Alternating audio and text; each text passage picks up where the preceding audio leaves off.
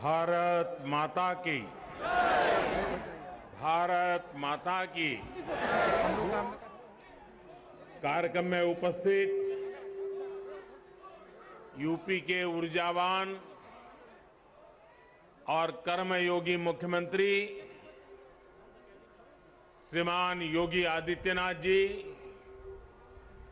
प्रयागराज की धरती के जनप्रिय नेता उप मुख्यमंत्री केशव प्रसाद मौर्य जी,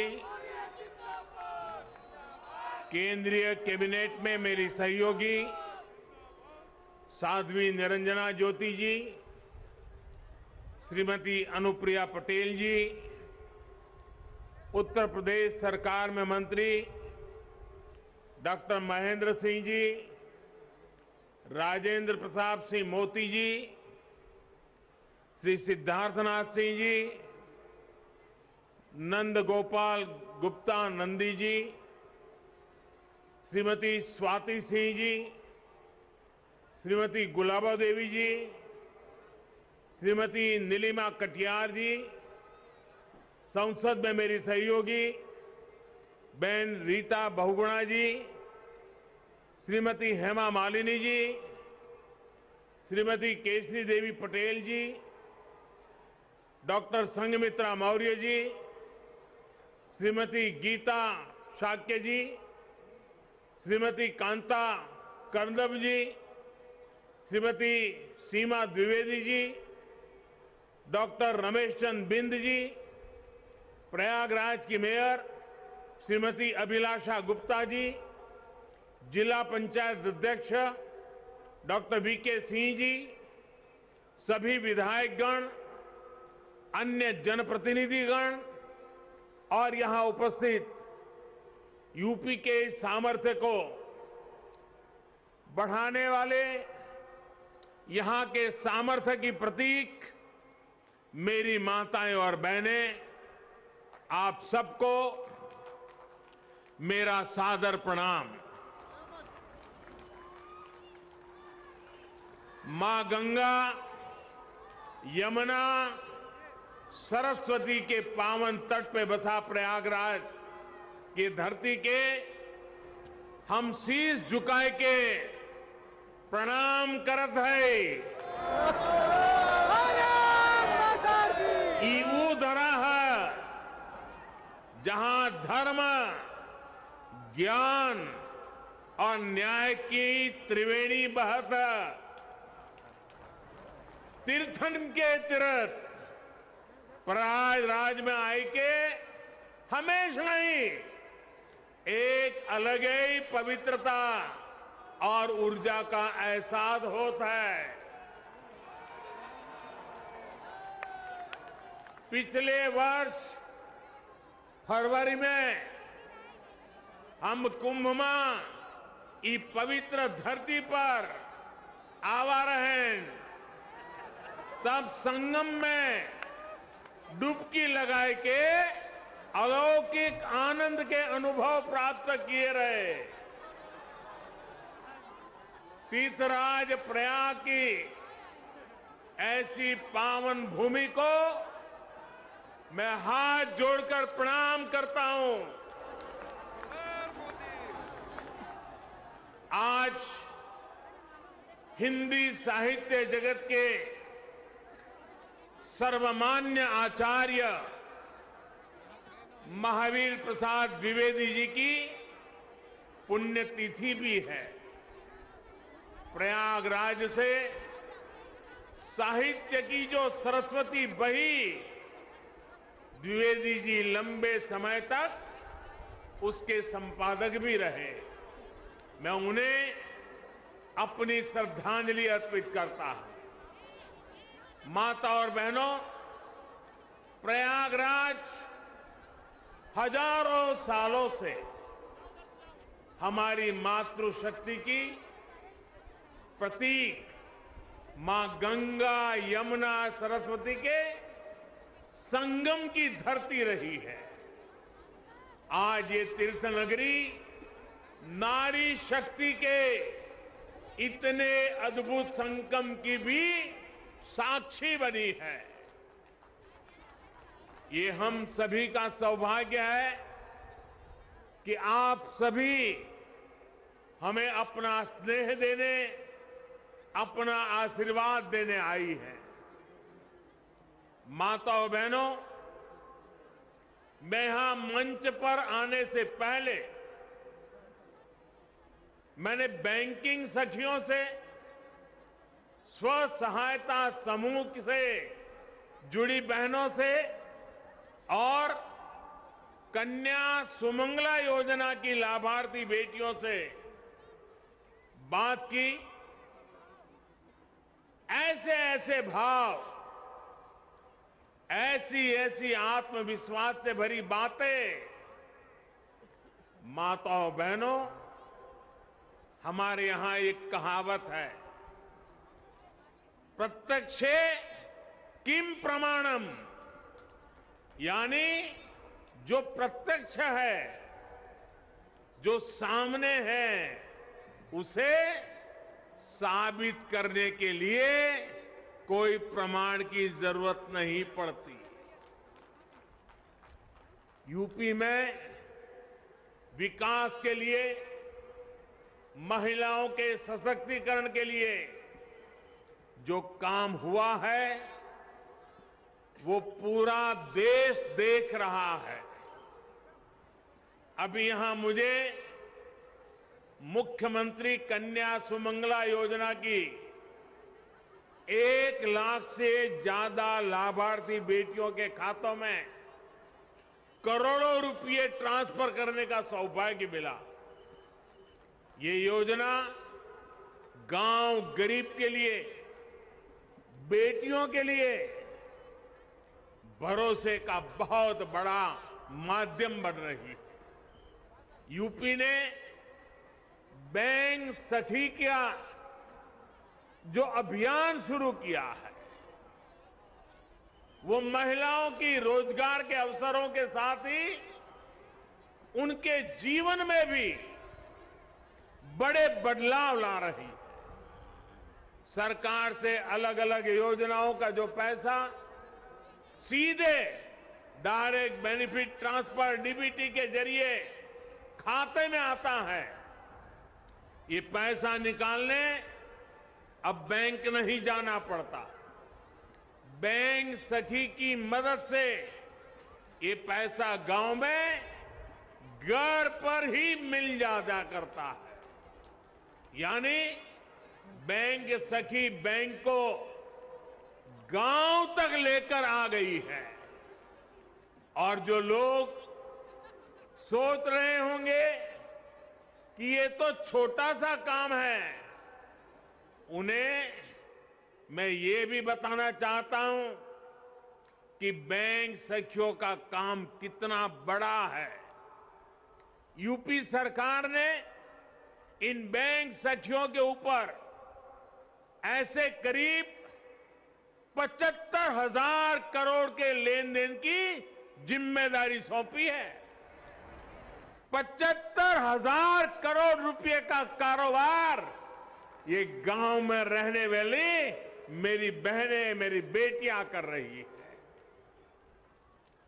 जितना लेन देन गांव में होगा, उतनी ही उनकी आमदनी भी होगी।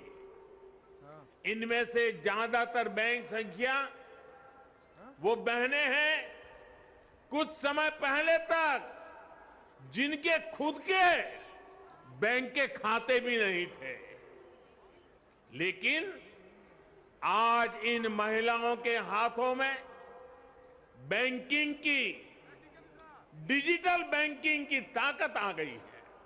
इसलिए देश देख रहा है कि यूपी में कैसे काम हो रहा है। और तभी तो मैं कहता हूं, प्रत्यक्षे किम प्रमाणम। माताओं बहनों, यूपी ने टेक होम राशन, जच्चा बच्चा को दिए जाने वाले पोषण को तैयार करने की जिम्मेदारी भी महिलाओं के हाथों में सौंपी है।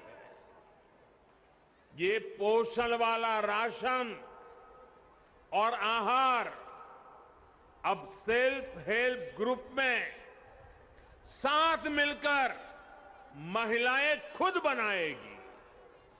ये भी बहुत बड़ा काम है। सालाना हजारों करोड़ रुपए का काम है।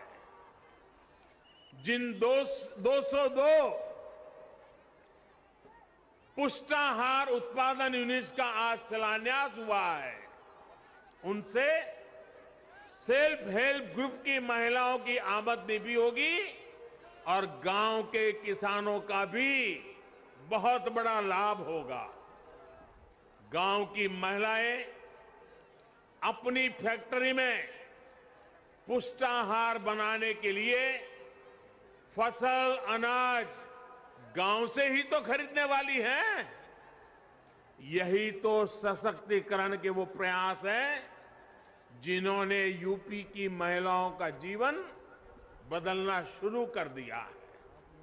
सरकार अलग अलग सेक्टर्स में स्वयं सहायता समूहों को जो सहायता दे रही है, इसकी एक किस्त के तौर पर आज मुझे 1000 करोड़ रुपए ट्रांसफर करने का सौभाग्य मिला है। यूपी के विकास की धारा अब किसी के रोकने से रुकने वाली नहीं है। उत्तर प्रदेश की महिलाओं ने, माता बहनों, बेटियों ने ठान लिया है, अब वो पहले की सरकारों वाला दौर वापस नहीं आने देगी। डबल इंजन की सरकार ने यूपी की महिलाओं को जो सुरक्षा दी है, जो सम्मान दिया है, उनकी गरिमा बढ़ाई है, वो अभूतपूर्व है। भाइयों और बहनों, माताओं, बहनों, बेटियों, उनका जीवन पीढ़ियों को प्रभावित करने वाला, पीढ़ियों का निर्माण करने वाला जीवन होता है। एक बेटी का सामर्थ्य, उसकी शिक्षा, उसका कौशल सिर्फ परिवार ही नहीं, समाज की, राष्ट्र की दिशा तय करती है। इसलिए 2014 में जब हमने मां भारती के बड़े सपनों, बड़ी आकांक्षाओं को साकार करने का बीड़ा उठाया, तो सबसे पहले देश की बेटी की विश्वास को नई ऊर्जा देने का प्रयास शुरू किया।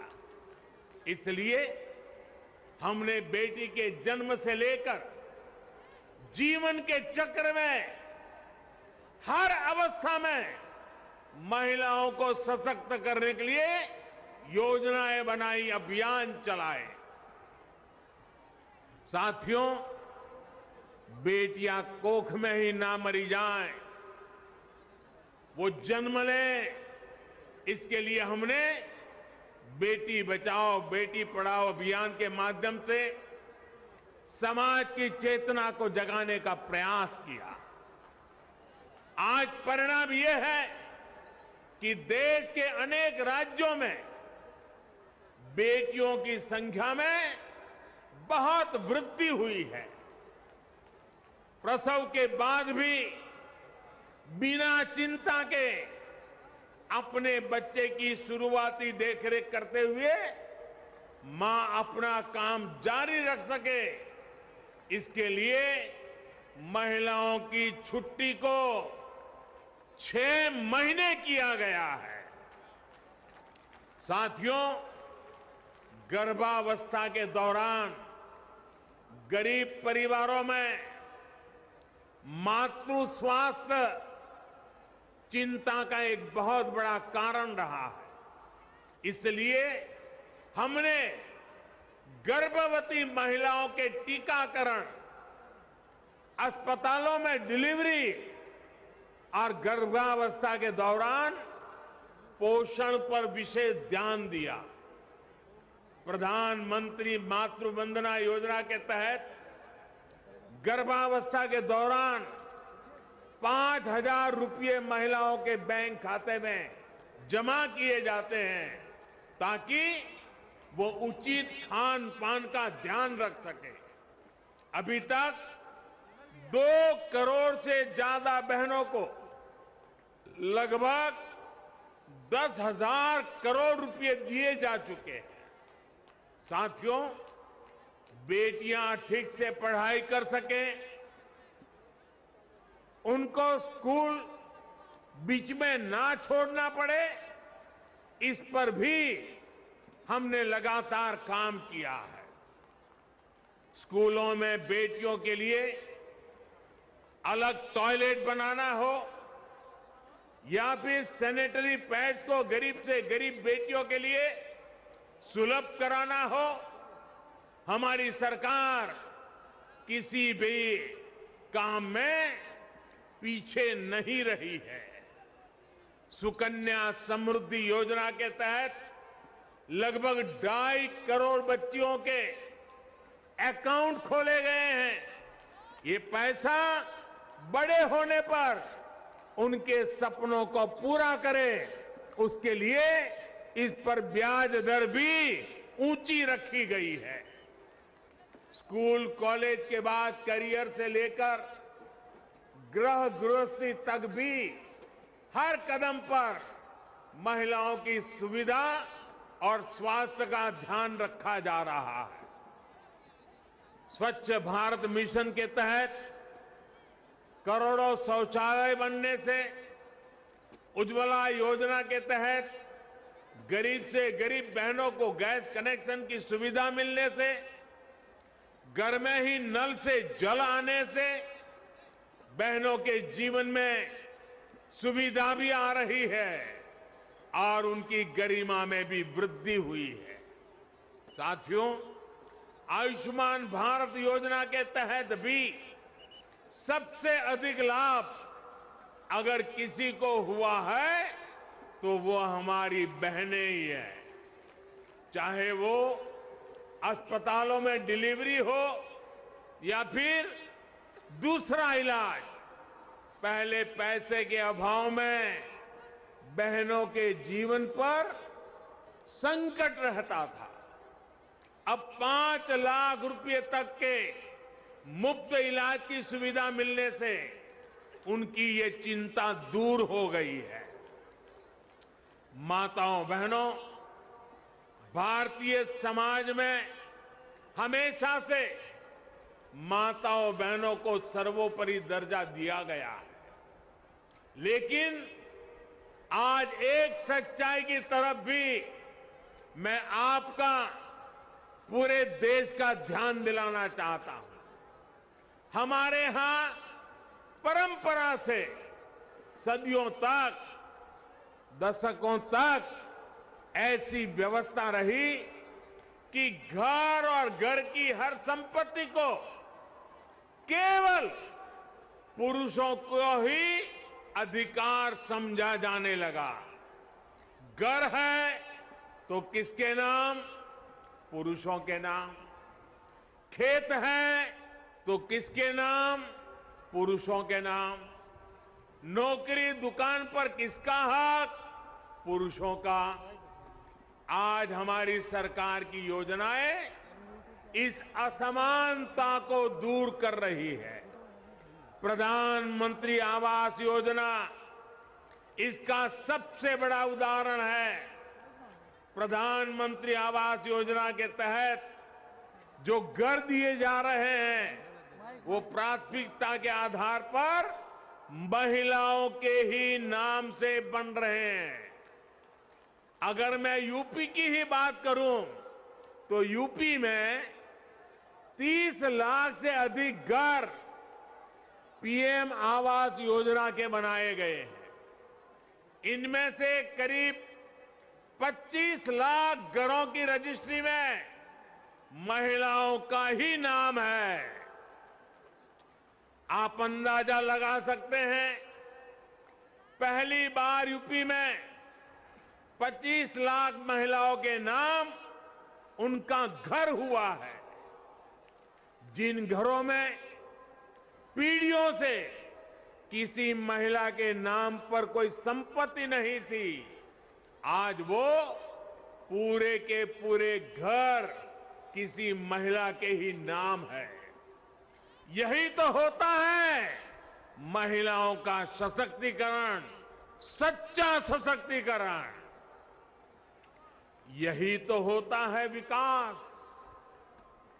माताओं बहनों, मैं आज आपको एक और योजना के बारे में बताना चाहता हूं। ये योजना है केंद्र सरकार की स्वामित्व योजना। स्वामित्व योजना के तहत देश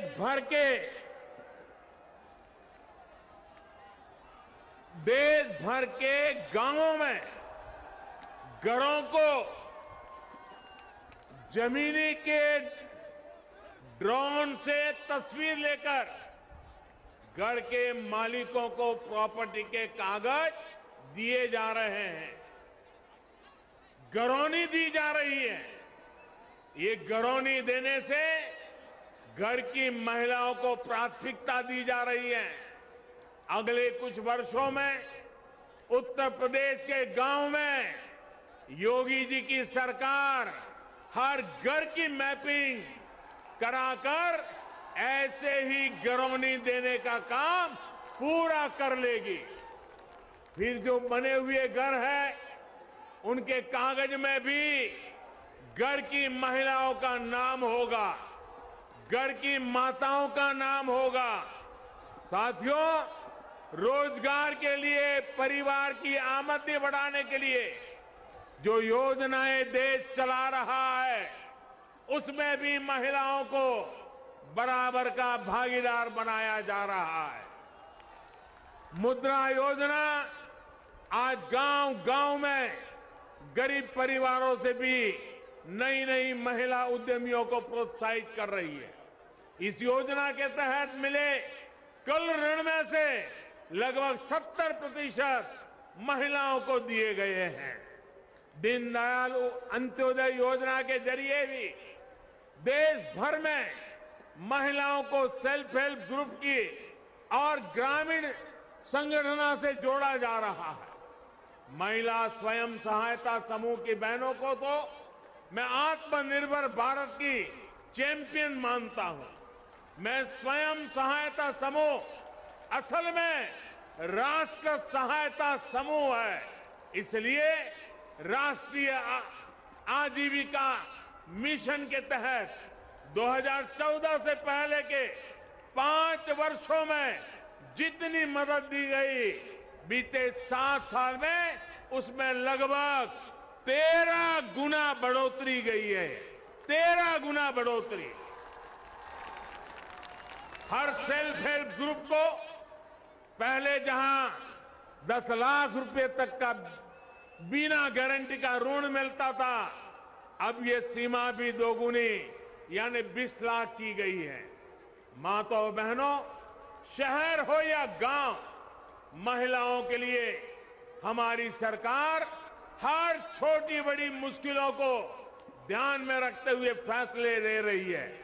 कोरोना के इस कालखंड में आपके घर का चूल्हा जलता रहे, इसके लिए मुफ्त राशन देने की व्यवस्था हमारे ही सरकार ने की है। महिलाएं रात की पाली में भी काम कर सके, इसके लिए नियमों को आसान बनाने का काम हमारी ही सरकार ने किया। खदानों में महिलाओं के काम करने पर जो कुछ बंदिश थी वो हमारी ही सरकार ने हटाई है। देश भर के सैनिक स्कूलों के दरवाजे लड़कियों के लिए खोल देने का काम हमारी सरकार ने किया है। रेप जैसे संगीन अपराधों की तेजी से सुनवाई के लिए हमारी सरकार देश भर में करीब 700 फास्ट ट्रैक कोर्ट स्थापित कर चुकी है। मुस्लिम बहनों को अत्याचारों से बचाने के लिए 3 तलाक के खिलाफ कानून हमारी सरकार ने बनाया है। साथियों, बिना किसी भेदभाव, बिना किसी पक्षपात, डबल इंजन की सरकार बेटियों के भविष्य को सशक्त करने के लिए निरंतर काम कर रही है। अभी कुछ दिन पहले ही केंद्र सरकार ने एक और फैसला किया है। पहले बेटों के लिए शादी की उम्र कानूनन 21 साल थी, लेकिन बेटियों के लिए ये उम्र 18 साल की ही थी। बेटियों भी चाहती थी कि उन्हें उनकी पढ़ाई लिखाई के लिए, आगे पढ़ने के लिए समय मिले, बराबर अवसर मिले। इसलिए बेटियों के लिए शादी की उम्र को 21 साल करने का प्रयास किया जा रहा है। देश ये फैसला बेटियों के लिए कर रहा है, लेकिन किसको इससे तकलीफ हो रही है, ये सब देख रहे हैं। भाई और बहनों, 5 साल पहले यूपी की सड़कों पर माफिया राज था। यूपी की सत्ता में गुंडों की हनक हुआ करती थी। इसका सबसे बड़ा भुक्तभोगी कौन था? मेरी यूपी की बहन बेटियां थी। उन्हें सड़क पर निकलना मुश्किल हुआ करता था, स्कूल कॉलेज जाना मुश्किल होता था। आप कुछ कह नहीं सकती थी, बोल नहीं सकती थी, क्योंकि थाने गई तो अपराधी बलात्कारी की सिफारिश में किसी को फोन आ जाता था। योगी जी ने इन गुंडों को उनकी सही जगह पहुंचाया है। आज यूपी में सुरक्षा भी है, यूपी में अधिकार भी है। आज यूपी में संभावनाएं भी हैं, आज यूपी में व्यापार भी है। मुझे पूरा विश्वास है, जब हमारी माताओं बहनों का आशीर्वाद है, इस नई यूपी को कोई वापस अंधेरे में नहीं धकेल सकता। भाई और बहनों, आइए प्रयागराज की पुण्य भूमि से ये संकल्प लें, हमारा यूपी आगे बढ़ेगा, हमारा यूपी नई ऊंचाइयां छुएगा।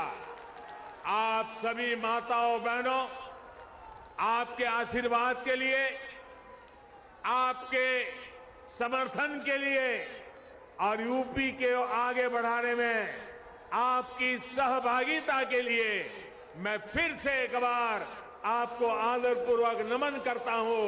आपका हृदय से बहुत बहुत धन्यवाद करता हूं। मेरे साथ बोलिए, भारत माता की, भारत माता की, भारत माता की। बहुत बहुत धन्यवाद।